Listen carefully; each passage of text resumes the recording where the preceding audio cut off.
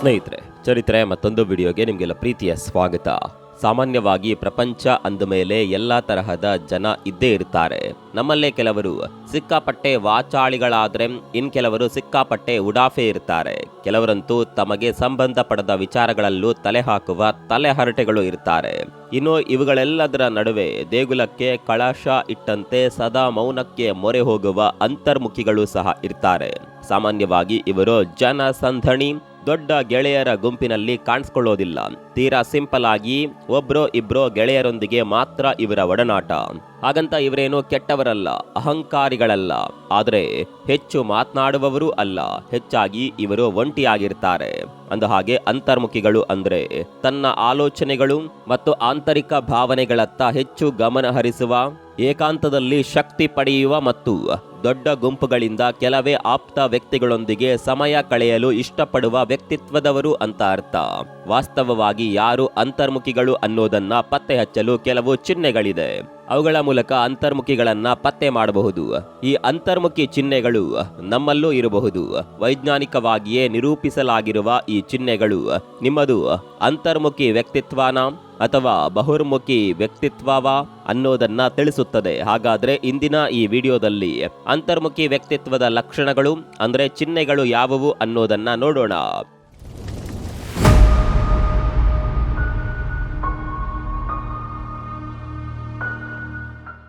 ಸ್ನೇಹಿತರೆ, ಮೇಲೆ ಹೇಳಿದ ಹಾಗೆ ಪ್ರತಿಯೊಬ್ಬರು ಒಂದೊಂದು ರೀತಿಯ ವ್ಯಕ್ತಿತ್ವ ಹೊಂದಿರ್ತಾರೆ. ಅವರಲ್ಲಿ ಈ ಅಂತರ್ಮುಖಿ ಜನರದ್ದೇ ಒಂದು ವಿಶಿಷ್ಟತೆ. ಅವರು ಯಾರೊಂದಿಗೂ ಹೆಚ್ಚು ಬೆರೆಯಲಾರರು. ಅವರಿಗೆ ಮಾತಿಗಿಂತ ತುಸು ಮೌನದ ಮೇಲೆಯೇ ಹೆಚ್ಚು ಒಲವು. ಹಾಗಂತ ಅವರು ಮಾತು ಆಡೋದೇ ಇಲ್ಲ, ಇಷ್ಟ ಇಲ್ಲ ಅಂತಲ್ಲ. ಅವರು ಸಾಮಾನ್ಯವಾಗಿ ಜನರೂಢಿ ಮಾತುಗಳು ಅಂದ್ರೆ ಪಾಲ್ತು ಮಾತುಗಳು ಅಂತೀವಲ್ಲ, ಅವುಗಳ ಮೇಲೆ ಆಸಕ್ತಿ ಕಡಿಮೆ. ಅವರ ಆಸಕ್ತಿ ಏನಿದ್ರೂ ಗಹನವಾದ ಆಳವಾದ ಸಬ್ಜೆಕ್ಟ್ ಮೇಲೆಯೇ ಕೇಂದ್ರೀಕೃತವಾಗಿರುತ್ತದೆ. ನಂಬರ್ 1, ಸಾಮಾಜಿಕ ಸಂವಹನದಿಂದ ಬಳಲಿಕೆ ಅಥವಾ ಆಯಾಸ. ಅಂತರ್ಮುಖಿ ವ್ಯಕ್ತಿತ್ವ ಹೊಂದಿರುವವರ ಮೊದಲ ಚಿಹ್ನೆ ಎಂದರೆ ಅವರು ಸಾಮಾಜಿಕ ಸಂವಹನದಿಂದ ಬಹಳ ಬೇಗನೆ ದಣಿದು ಹೋಗ್ತಾರೆ. ಅಂದ್ರೆ ಅವರು ಯಾವುದಾದ್ರೂ ಪಾರ್ಟಿಗಳಿಗೆ ಹೋದ್ರೆ, ಸಭೆ ಸಮಾರಂಭಗಳಿಗೆ ಹೋದ್ರೆ ಬಲು ಬೇಗನೆ ಆಯಾಸಗೊಂಡು ಬಿಡ್ತಾರೆ. ವಿಪರೀತ ಎನ್ನುವಷ್ಟು ಜನಸಂದಣಿ ಇದ್ರೆ ಅವರಿಗೆ ಆಗೋದಿಲ್ಲ. ಅದು ಅವರಿಗೆ ವಿಪರೀತ ಎನ್ನಿಸುವಷ್ಟು ಕಿರಿಕಿರಿ ತರುತ್ತದೆ. ಸುತ್ತಮುತ್ತ ಜನರು ಕಿವಿಗಡುಚಿಕ್ಕುವ ಶಬ್ದಗಳು ಅಂದ್ರೆ ಅವರಿಗೆ ಆಗಿ ಬರೋದಿಲ್ಲ. ಈ ಸಭೆ ಸಮಾರಂಭಗಳಿಗೆ ಹೋದ್ರೆ ಅವರು ಬಲು ಬೇಗನೆ ನಿತ್ರಾಣರಾಗ್ತಾರೆ. ಅವರಲ್ಲಿ ತಲೆನೋವು, ಮಾನಸಿಕವಾಗಿ ಬಳಲಿಕೆ ಕಂಡು ಬರುತ್ತದೆ. ಹಾಗಂತ ಸುಮಾರು 14-15 ಗಂಟೆ ಜನರ ಜೊತೆ ಇತ್ಕೊಂಡು ಮಾತನಾಡುವವರು ತಮ್ಮನ್ನು ತಾವು ಅಂತರ್ಮುಖಿ ವ್ಯಕ್ತಿತ್ವ ಅಂದ್ಕೊಳ್ತಾರೆ. ಅದು ತಪ್ಪು. ಅದು ಯಾವಾಗ್ಲೂ ಸಾಧ್ಯವೇ ಇಲ್ಲ. ಅದು ನಿರಂತರ ಸಂವಹನದಿಂದ ಸಾಮಾನ್ಯವಾಗಿ ಉಂಟಾಗುವ ಬಳಲಿಕೆ ಅಷ್ಟೇ. ನಂಬರ್ 2, ಹೆಚ್ಚು ಹೊತ್ತು ಏಕಾಂತವನ್ನ ಆನಂದಿಸುವುದು. ಅಂತರ್ಮುಖಿಗಳ ಎರಡನೇ ಮಹತ್ವದ ಲಕ್ಷಣ ಅಂದ್ರೆ ಅವರು ಏಕಾಂತವನ್ನ ಬಹಳವೇ ಇಷ್ಟಪಡ್ತಾರೆ. ಅಂದ್ರೆ ಬಹುಹೊತ್ತಿನವರೆಗೂ ಏಕಾಂಗಿಯಾಗಿ ಇರಲು ಬಯಸ್ತಾರೆ. ಅವರಿಗೆ ಏಕಾಂತದಲ್ಲೇ ತನ್ಮಯತೆ ಸಿಗುತ್ತದೆ. ಬದುಕಿನ ಜಂಜಾಟ, ಕೌಟುಂಬಿಕ ಪರಿಸರದಲ್ಲಿನ ತಾಕಲಾಟಗಳಿಂದ ಅವರು ದೂರವಿರಲು ಬಯಸ್ತಾರೆ. ಕೊಂಚ ಸಮಯ ಜನಸಂದಣಿಯಲ್ಲಿ ಇದ್ದ ಬಳಿಕ ಕೂಡ್ಲೇ ಅವರು ಏಕಾಂತ ಮತ್ತು ಶಾಂತ ಪರಿಸರದಲ್ಲಿ ಶಕ್ತಿ ತುಂಬಿಸಿಕೊಳ್ಳಲು ಇಷ್ಟಪಡ್ತಾರೆ. ಕೆಲವೇ ಗಂಟೆಗಳ ಮುನ್ನ ಸಮಾರಂಭಗಳಲ್ಲಿ ಕಾಣಿಸಿಕೊಂಡಿದ್ದ ವ್ಯಕ್ತಿ ಇನ್ನರ್ಧ ಗಂಟೆಯಲ್ಲಿ ಮನೆಯ ಕೊಠಡಿಯಲ್ಲೋ ಅಥವಾ ಉದ್ಯಾನವನ, ಬೆಟ್ಟದ ಬಂಡೆಗಲ್ಲಿನ ಮೇಲೆ ಕುಳಿತಿರ್ತಾರೆ. ಅವರಿಗೆ ಏಕಾಂತದಲ್ಲೇ ಸ್ವರ್ಗ ಸಿಗುತ್ತದೆ.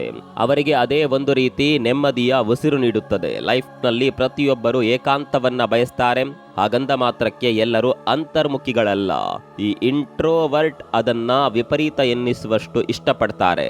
ವಾರಗಟ್ಲೆ ಅವರು ಯಾರೊಂದಿಗೂ ಮಾತನಾಡದೆ, ಸಂವಹನ ನಡೆಸದೆ ಇರಬಲ್ಲರು. ಜೊತೆಗೆ ಹಾಗಿದ್ದ ವೇಳೆ ಅವರು ತಾವು ಎಷ್ಟು ದಿನಗಳಿಂದ ಜನರೊಂದಿಗೆ ಮಾತನಾಡಿಲ್ಲ ಅನ್ನೋದನ್ನ ಸಹ ನೆನಪಿಟ್ಕೊಳ್ಳೋದಿಲ್ಲ. ಇಷ್ಟು ಇದ್ದ ಮಾತ್ರಕ್ಕೆ ಅವರಿಗೆ ಬೇಸರವೇ ಆಗೋದಿಲ್ವಾ ಅನ್ನುವ ಪ್ರಶ್ನೆ ಬರಬಹುದು. ಖಂಡಿತ ಅವರಿಗೂ ಕೊಂಚ ಬೇಸರ ಉಂಟಾಗಬಹುದು. ಒಂಟಿತನ ಅನ್ನೋದು ಒಂದಲ್ಲ ಒಂದು ಹಂತದಲ್ಲಿ ಬೇಸರ ಅನ್ನಿಸಲೇಬೇಕು. ಅಂತರ್ಮುಖಿಗಳು ಸಹ ಮನುಷ್ಯರಲ್ವೇ? ಹೀಗಾಗಿ ಕೆಲವೊಮ್ಮೆ ಅವರಿಗೂ ಈ ಒಂಟಿತನ ಬೇಸರ ಮೂಡಿಸಬಹುದಾಗಿದೆ. ಆದರೆ ನಿಜವಾದ ಅಂತರ್ಮುಖಿ ಹೆಚ್ಚು ಸಮಯ ಒಂಟಿಯಾಗಿರಲು ಬಯಸ್ತಾನೆ. ಹಾಗೆ ಅದನ್ನ ಸಂತಸದಿಂದ ಅನುಭವಿಸ್ತಾನೆ.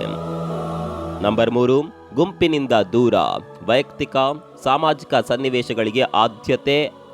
ಅಂತರ್ಮುಖಿಗಳು ಸಾಮಾನ್ಯವಾಗಿ ಗುಂಪುಗಳಲ್ಲಿ ತಮ್ಮ ಚಲನಶೀಲತೆಯನ್ನ ತೋರೋದಿಲ್ಲ, ವಾದ ವಿವಾದದಲ್ಲಿ ಎಂಟ್ರಿ ಆಗೋದಿಲ್ಲ.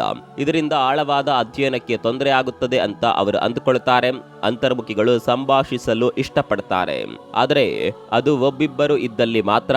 ಗುಂಪುಗಳಲ್ಲಿ ಅವರ ಮಾತು ಕಡಿಮೆ, ನೇರವಾಗಿ ಸರಳವಾಗಿ ಸಂಭಾಷಣೆ ನಡಿಬೇಕು ಅನ್ನೋದು ಅವರ ಆದ್ಯತೆ. ಹೀಗಾಗಿ ಅವರು ಗುಂಪು ಚರ್ಚೆಗಳಿಗಿಂತ ಸಣ್ಣದಾದ ವೈಯಕ್ತಿಕ ಸಾಮಾಜಿಕ ಸನ್ನಿವೇಶಗಳಿಗೆ ಆದ್ಯತೆ ನೀಡುತ್ತಾರೆ. ನಂಬರ್ 4, ಸಹೋದ್ಯೋಗಿಗಳ ಜೊತೆ ಕೆಲಸ ಮಾಡೋದಕ್ಕಿಂತ ಒಂಟಿಯಾಗಿ ಕೆಲಸ ಮಾಡಲು ಇಚ್ಛೆ. ಸಾಮಾನ್ಯವಾಗಿ ಅಂತರ್ಮುಖಿ ವ್ಯಕ್ತಿತ್ವ ಹೊಂದಿದವರು ಕಚೇರಿಗಳ ಜಂಜಾಟದಲ್ಲಿ ಕೆಲಸ ಮಾಡಲು ಬಯಸೋದಿಲ್ಲ. ಅವರು ಆದಷ್ಟು ಏಕಾಂತದಲ್ಲಿ ಕೆಲಸ ಮಾಡಲು ಬಯಸ್ತಾರೆ. ಗುಂಪು ಸಹೋದ್ಯೋಗಿಗಳ ಜೊತೆ ಚರ್ಚೆ ಮಾಡಿ ಒಂದು ಟಾಸ್ಕ್ ಕಂಪ್ಲೀಟ್ ಮಾಡುವ ವಿಚಾರದಿಂದ ಅವರು ಬಹಳ ದೂರ. ಗುಂಪು ಚರ್ಚೆಯಿಂದ ಒಳ್ಳೆಯ ರಿಸಲ್ಟ್ ಬಂದರೂ ಅವರು ಖಾಸಗಿಯಾಗಿಯೇ ತಮ್ಮ ಕೆಲಸ ಪೂರ್ಣಗೊಳಿಸಲು ಮುಂದಾಗ್ತಾರೆ. ಅವರು ಕಚೇರಿಯಲ್ಲಿ ಸಾಮಾಜಿಕವಾಗಿ ಬೇರೆಯದ್ದೇ ಇದ್ದರೂ, ಸುತ್ತಮುತ್ತಲಿನ ವಿಷಯಗಳ ಕುರಿತು ಚರ್ಚೆ ನಡೆಸದಿದ್ದರೂ ಅವರ ಚಿತ್ತ ನೇರವಾಗಿ ಅವರ ಗುರಿಯ ಕಡೆಗೆಯೇ ಇರುತ್ತದೆ. ಅಂತರ್ಮುಖಿಗಳು ಹೆಚ್ಚಾಗಿ ವಿಷಯದ ಆಳಕ್ಕೆ ಇಳಿದು ತಾವೇ ಆ ವಿಷಯ ತಿಳಿದುಕೊಳ್ಳಲು ಯತ್ನಿಸ್ತಾರೆ. ಒಂದ್ ವೇಳೆ ಅವರನ್ನ ಗುಂಪಿನಲ್ಲಿ ಸೇರಿಸಿದಾಗ ತಮ್ಮ ವೈಯಕ್ತಿಕ ಚಿಂತನಾ ಲಹರಿಗೆ ಫುಲ್ ಸ್ಟಾಪ್ ಇಟ್ಟು ಗುಂಪಿನಲ್ಲಿ ಗೋವಿಂದ ಅನ್ನುವ ಹಾಗೆ ಕೆಲಸಕ್ಕಿಳಿತಾರೆ. ಸೈದ್ಧಾಂತಿಕವಾಗಿ ಹೊಂದಿಕೆಯ ಕೊರತೆ ಜೊತೆಗೆ ಜೋರಾಗಿ ಮಾತನಾಡದಿರುವ ಸ್ವಭಾವದ ಕಾರಣ ಅವರು ತಮ್ಮ ವಿಷಯಗಳನ್ನ ನೇರವಾಗಿ ಮಂಡಿಸಲಾರರು. ಹೀಗಾಗಿ ಇನ್ನೊಬ್ಬರ ವಿಷಯಗಳಿಗೆ ಮಾನ್ಯತೆ ಸಿಕ್ಕು ಅದನ್ನೇ ಅನುಸರಿಸುವಂತಾಗುತ್ತದೆ.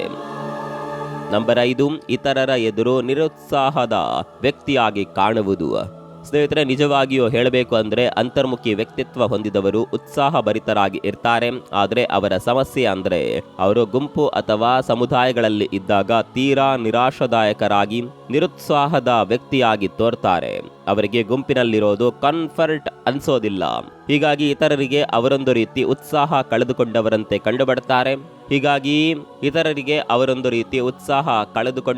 ಕಂಡುಬರ್ತಾರೆ. ವಿಶೇಷವಾಗಿ ಅವರು ಮೋಜು ಮಸ್ತಿ ತೀರಾ ಇಷ್ಟಪಡೋರಲ್ಲ. ಹಾಗಂತ ಅವುಗಳನ್ನ ತಿರಸ್ಕರಿಸಲಾರರು.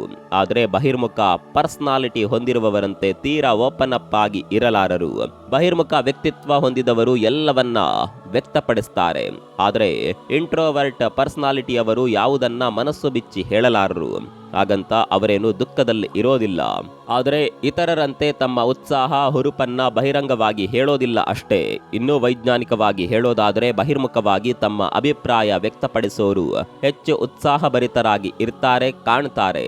ಆದರೆ ಅಂತರ್ಮುಖಿಗಳು ಈ ವಿಚಾರದಲ್ಲಿ ಕೊಂಚ ಹಿಂದೆ. ಆದರೆ ಅದೇನು ಅನಾರೋಗ್ಯಕ್ಕೆ ದಾರಿಯಲ್ಲ ಅಥವಾ ಲಕ್ಷಣವಲ್ಲ. ಒಟ್ನಲ್ಲಿ ಮನಸ್ಸು ಉಲ್ಲಾಸಿತವಾಗಿರಬೇಕು ಅನ್ನೋದೇ ಮುಖ್ಯ. ಅವರು ಅಂತರ್ಮುಖಿಯಾಗಿ ಸಂತಸವನ್ನ ಅನುಭವಿಸ್ತಾರೆ. ನಂಬರ್ 6, ಆಲೋಚನೆ ಅಭಿಪ್ರಾಯಗಳನ್ನ ಮತ್ತೊಬ್ಬರ ಮುಂದೆ ಹಂಚಿಕೊಳ್ಳಬೇಕು ಅಂತ ಅನ್ಸೋದೇ ಇಲ್ಲ.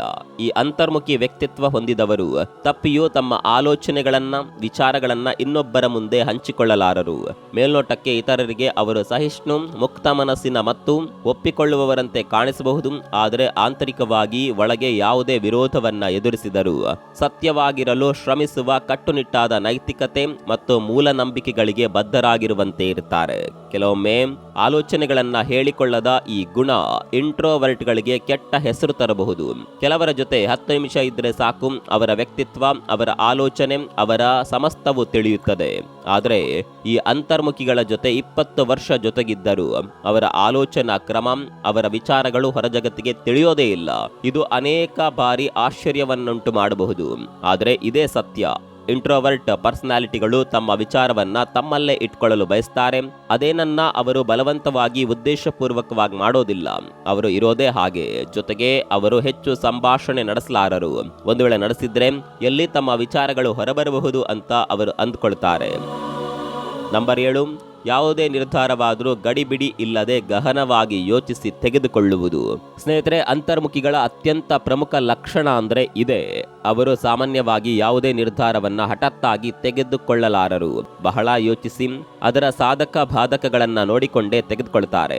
ಮೊದಲು ಮಾಹಿತಿಯನ್ನ ಕ್ರೋಢೀಕರಿಸ್ತಾರೆ. ಬಳಿಕ ಅದರಿಂದ ಏನಾದರೂ ಸಮಸ್ಯೆಗಳು ಉದ್ಭವವಾಗ್ತಾವಾ ಅಂತ ಯೋಚಿಸ್ತಾರೆ.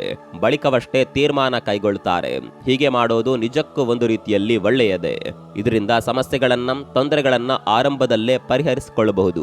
ಆದರೆ ಇದರಿಂದ ಅನಗತ್ಯ ವಿಳಂಬ, ಕೆಲಸಕ್ಕೆ ನಿಧಾನವಾಗಿ ಆಗುವ ಸಾಧ್ಯತೆಯೂ ಇರುತ್ತದೆ. ನಂಬರ್ 8, ಜನರಿಂದ ಬಲು ಬೇಗನೆ ಸುಲಭವಾಗಿ ಪ್ರಚೋದಿಸಲ್ಪಡ್ತಾರೆ. ಇನ್ನು ಅಂತರ್ಮುಖಿಗಳ ಮತ್ತೊಂದು ಚಿಹ್ನೆ ಅಂದ್ರೆ ಅವರನ್ನ ಪ್ರಚೋದಿಸುವುದು ಬಹಳ ಸುಲಭ.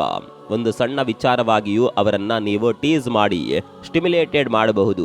ಅಷ್ಟರ ಮಟ್ಟಿಗೆ ಅವರು ಸೆನ್ಸಿಟಿವ್, ಅಂದ್ರೆ ಬಹಿರ್ಮುಖ ವ್ಯಕ್ತಿತ್ವ ಹೊಂದಿದವರಿಗಿಂತ ಅಂತರ್ಮುಖಿಗಳ ನರಮಂಡಲ ವ್ಯವಸ್ಥೆ ಬಹಳ ಸೂಕ್ಷ್ಮವಾಗಿರುತ್ತೆ.